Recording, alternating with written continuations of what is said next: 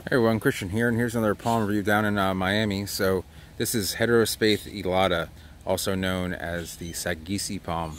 So this palm is native to most of Western Polynesia, the Caroline Islands, the Philippines, and the Marinara Islands, and so kind of like the northwestern kind of quadrant of the island chains of Oceania.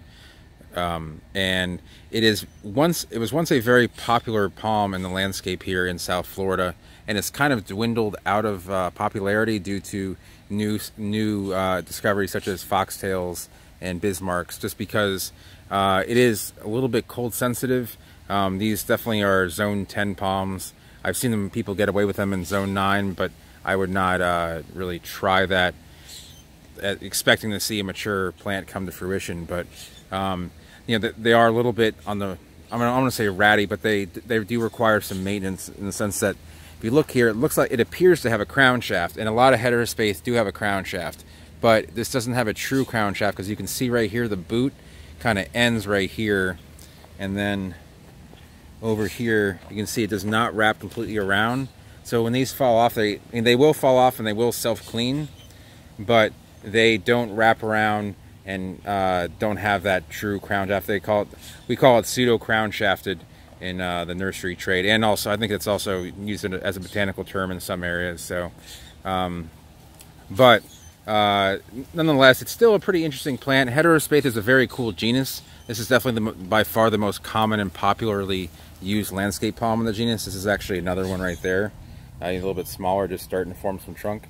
But it kind of looks like a thin queen, actually. See with the fibers at the base of the petiole and attachment to the trunk, and just in general the leaflets. The upside is they do tend to do pretty well in hurricanes. They do live in a hurricane. They do naturally grow in a hurricane-prone area, and again, like I said, they grow fast. They don't tend to have a whole lot of nutrient deficiencies, but they don't have like a stature that people look for these days. The trunk's not quite as thick, not quite as cold hardy, and just doesn't have that wow factor, I guess you could say, that a lot of palms discovered in the late 20th century have really offered a lot of collectors and landscapers alike. So this one's kind of congested here. This is kind of a palm farm, so we plant as many palms as we can in an area to optimize growth without getting too close. So this palm here and this Sadakentia here are probably the same age, but this palm will grow much faster. So if you live in a tropical area and you want some fast-growing palms, Heterospathe elata is usually an easy to find, fast grower, and kind of it has that tropical dainty look. The leaflets, they're a little bit droopy. They're a little slightly pendant, but not pendant like, say, a teddy bear, Dipsas leptochelios. So, but it's still a nice plant. You just don't see it very often, or like you once used to, say 50 years ago. So the seeds of most Heterospathe, I can't remember, I don't think I've ever grown a lot because I just haven't had the inclination to, I guess. They're going to be slightly ovoid, and they're going to want richer soil with a lot of heat and humidity. They definitely won't do well in Mediterranean climates. The dry winds, I think, will do them in. Don't know that for sure, but I'm pretty sure that, venturing a guess, that I'm pretty confident about that would be the case.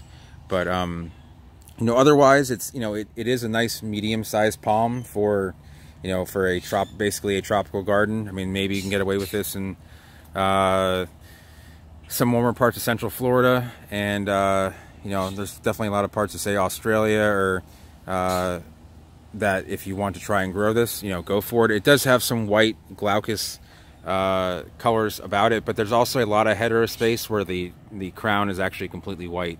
There's one called Heterospathe glauca, and it's quite an interesting plant. There's a lot of really neat species. So Sagisi, the common name, is really just, I think that's a local moniker for the native people, what they would call it. I'm not entirely sure, but I'm just going to guess this from the pronunciation of it. So I could be completely wrong, but that's what I would do if I ventured to guess. But yeah, that's about it for Heterospathe elata.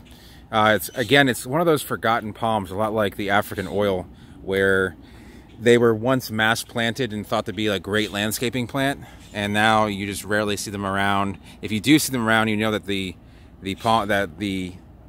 place where it stands is probably an older building, an older property, and can kind of be like a marker for an older estate, so to speak. So that's kind of neat, I guess.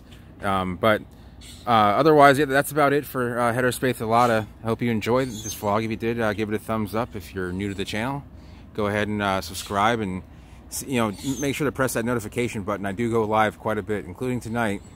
Well, if I post this today, I go live many nights. So, and like I said, if you have any questions, yeah, leave it down below. And if you liked it, go ahead and press the thumbs up, and yeah, subscribe. Like I said, if you are new to watching these videos, you'll enjoy. I have many palm reviews. So, hope everyone has a good day, and I'll see you guys later.